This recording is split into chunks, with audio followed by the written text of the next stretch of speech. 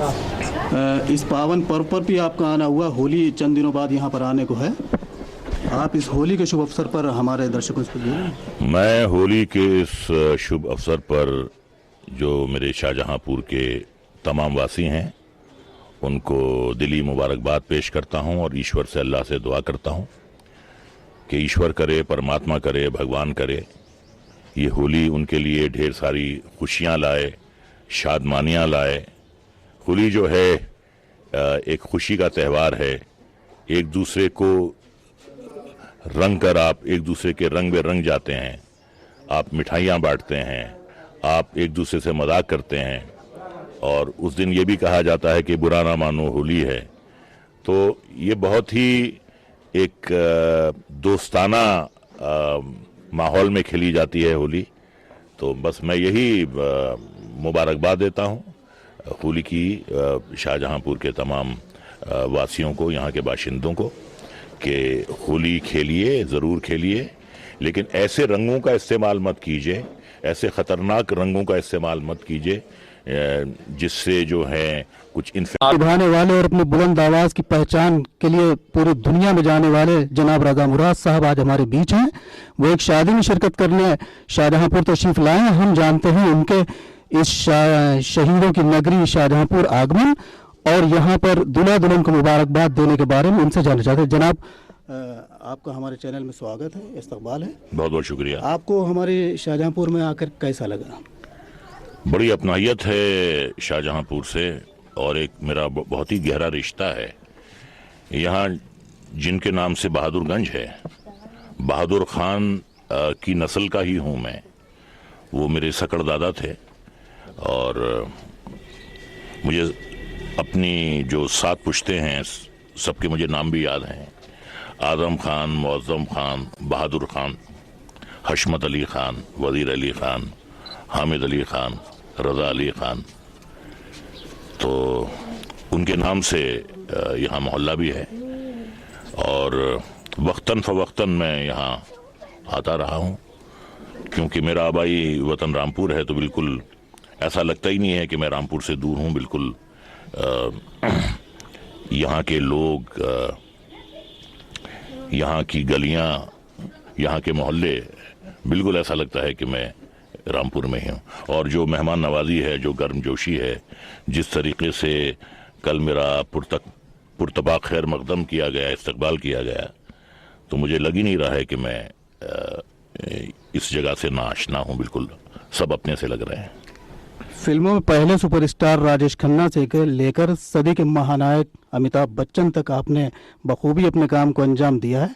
इन दोनों के बीच में आपने कैसा अपना रिश्ता पाया और किसमें आपको बेहतर खूबियां नजर आई? देखिए, उन दोनों में अगर बेहतर खूबियां ना होती तो फन की इतनी बुलंदियों तक नहीं पहुंच पाते। दोनों में अपनी अपनी सलाहियतें हैं। राजेश खन्ना साहब ने जो वक्त देखा है सुपरस्टारडम का, वो तो आज तक किसी ने नहीं देखा है। जो 3.5 साल उनके रहे हैं, वो तो जो हमारी 104 साल हमारी तारीख है, वो आज तक वैसा सुपरस्टारडम किसी को मिला नहीं है। जहां तक अमिताभ बच्चन का सवाल है, जंजीर से लेके आज तक वो जो बुलंद मकाम उन्हें मिला था, जंजीर से आज तक वो उस पर कायम है। और यही वजह है कि ना सिर्फ अपनी अदाकाराना सलाहियतों के दम पर, बल्कि जो एक प्रोफेशनलिज्म है उनमें, एक वक्त की पाबंदी है, वो जो उनका नेचर है, उसकी वजह से भी आज भी वो उतने ही मकबूल हैं जितने वो आज से 40 साल पहले थे। तो उनके बारे में यही कहूँगा कि नज़र नज़र में उतरना कमाल होता है, नज़र नज़र में उतरना कमाल होता है, नफस नफस में बिखरना कमाल होता है, बुलंदियों पे पहुंचना कोई कमाल नहीं, बुलंदियों पे ठहरना कमाल होता है। बहुत खूब। मुराद साहब, फिल्मी सफर में तो आपने अपनी बुलंदियां छूकर सभी को चकित कर दिया है, लेकिन कभी हमने आपको सियासी जगह भी बनाने का आपने कुछ बनाया कि कभी मंचों पे देखा गया आपको? नहीं, मैंने कोशिश की, लेकिन उन कोशिशों के बाद मुझे ये महसूस हुआ कि सियासी मैदान में आने के लिए जो सलाहियतें एक नेता में होनी चाहिए वो मुझ में नहीं है। तो मैं अपनी कमजोरियों को समझ गया। मैं अपनी कमजोरियों को समझ गया कि मैं सियासत के लायक नहीं हूं। मुझ में वो खूबियां, वो सिफतें नहीं हैं, नहीं मैं। तो मैंने हाथ जोड़ लिए हैं और जहां मैं हूं वहां मैं बहुत खुश हूं। और यहाँ पर आकर आपको दूल्हा दुल्हन को जो आपने आशीर्वाद और जो आपने इनको मुबारकबाद दी है, आप बताइए, आप पाकिस्तान से हैं, यहाँ पर हमारे हिंदुस्तान में, इंडिया में आकर आपको कैसा लगा? बहुत अच्छा लग रहा है मुझे यहाँ आकर।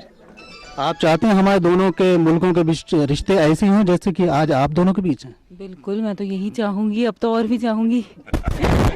आप मैं पहले तो बहुत ज़्यादा शुक्रिया अदा करना चाहता हूँ कि रज़ा साहब ने हमारे शादी में शिरकत करके हमारी जो इज़्ज़त अफजाई करी है। सर से मेरे ताल्लुकात बॉम्बे से हैं। मैंने सर के साथ सीरियल भी किया था जिसमें सर ने वालिद का रोल प्ले किया था, लेकिन वो कुछ रीज़न से सारा टीवी पे था लेकिन ऑन एयर नहीं हो सका। और सर ने हमारा 2007 में FTII में क्लास ली थी हमारी एक्टिंग की, डिक्शन की, तो सर से वहाँ से ताल्लुकात हुए थे। गलती करते हैं तो मैं बाहर भी इनकी क्लास ले लेता हूँ। मुराद साहब, आपके बहुत ही यहाँ पर आशिक लोग रहे हैं, ख़ास तौर से आपकी जो डायलॉग डिलीवरी रही है फिल्मों में, उसके लिए मैं तो देखता हूँ कि कभी भी जब आपकी फिल्में आई तो यहाँ पर नौजवान बच्चे कुछ भी हों, वो आपके कहीं ना कहीं किसी फिल्म के डायलॉग गुनगुनाते ज़रूर आए। मैं चाहता हूँ कोई आप ऐसा मकबूल डायलॉग आज हमारे चैनल के माध्यम से भी सुना। छोटा सा डायलॉग है, छोटा सा डायलॉग है। एक फिल्म थी हमसे ना टकराना, उसमें मैं विलन था। धर्मेंद्र साहब उसमें हीरो थे। वो किसान हैं, मैं जमींदार हूँ। मैंने उनको बांधा हुआ है, वो बेहोश हैं। मैं उनके चेहरे पे पानी छिड़कता हूँ, उनको होश आता है और वो कहते हैं मुझे क्यों बांध रखा है कुत्ते। उन्हें कुत्ते कहने का बड़ा शौक है। मैंने कहा तुम्हें आज़ाद कर देते हैं, दस्तखत कर दो। तो कहते हैं कि ये तो मैं हरगिज नहीं करूंगा और ऐसा ना कभी हुआ है ना कभी होगा कि कुत्ते शेर का शिकार करें। मैं कहता हूं माना अजीत सिंह कि तुम शेर हो और हम कुत्ते, लेकिन कभी कभी कुत्तों के भी दिन आते हैं। इसी कड़ी में आपके जानी दुश्मन और लैला मजनू पे डायलॉग बड़े मकबूल हुए थे। मैं चाहता हूं कि कोई उसका बुलंद। हाँ, जानी दुश्मन में मैंने एक भटकती हुई आत्मा का रोल किया था।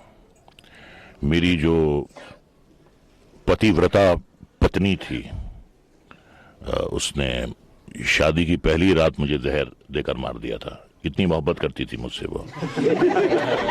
ये बात अलग है कि बीवियां बाद में जीते जी मारती रहती हैं,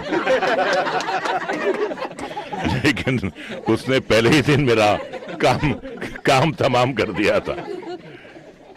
तो उसके बाद मेरी आत्मा भटकती रहती है। और जब मैं संजीव कुमार के जिस्म में जाने से पहले वो मुझे गोलियां मारते हैं, आत्मा तो गोलियों से मरती नहीं है, तो मैं यही कहता हूं कि तुम क्या समझते हो मैं मर गया? नहीं, मैं मरा नहीं, मैं तो सिर्फ शरीर बदलता हूं। जब कभी भी तुम किसी दुल्हन को लाल जोड़े में देखोगे, तुम्हारे अंदर नफरत की भट्टी भड़क उठेगी, जिसे बुझाने का सिर्फ एक ही रास्ता होगा, दुल्हन का खून। जैसे मैं करता आया हूं, खून तुम करोगे और हाथ मेरे होंगे। हाँ, हाथ मेरे होंगे। शुक्रिया। ये तो हमारे बीच जनाब रज़ा मुराद साहब।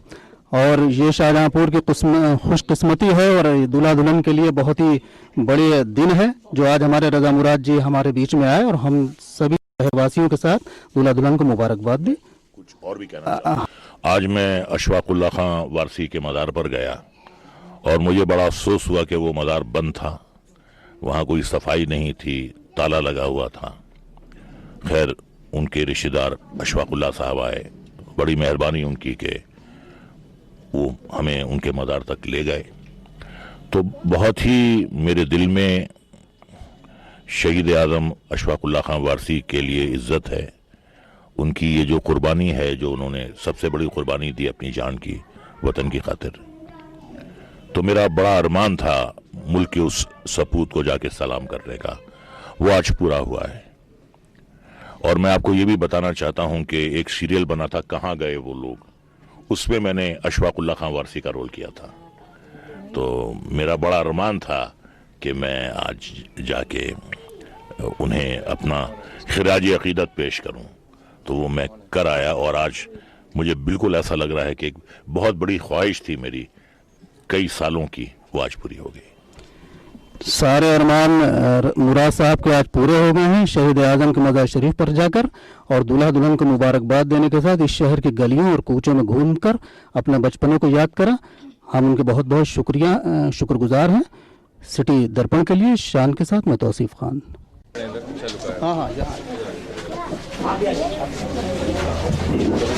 बस दुआ कीजिए कि ये तमन्ना भी पूरी हो मेरी। चलिए पूरा करेंगे और होली के रंगों में भी यहाँ रंग कर आपसी भाईचारे का पैगाम और संदेश देंगे। जब आइएगा तो बताइए। बहुत आता हूँ।